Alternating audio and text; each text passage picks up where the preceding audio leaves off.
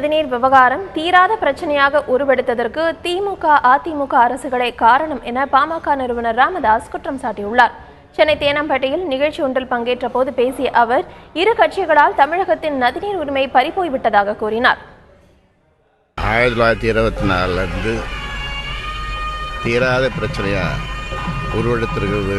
அதுக்கு காரணமே இந்த திமுக, அதிமுக இந்த இரண்டு கட்சிகளும், இந்த இரண்டு கட்சிகளை வழிநடத்துகிற தலைவர்களும் நம்முடைய உரிமைகளை எல்லாம், ஆற்று நீர் உரிமைகளை எல்லாம் விட்டு கொடுத்தார்கள். அதில் முதல் குற்றவாளி என்று பார்க்கும் பொழுது கலைஞர் தான்.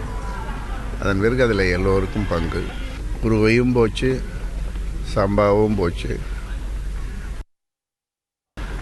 நம்முடைய உரிமைகளும் போச்சு.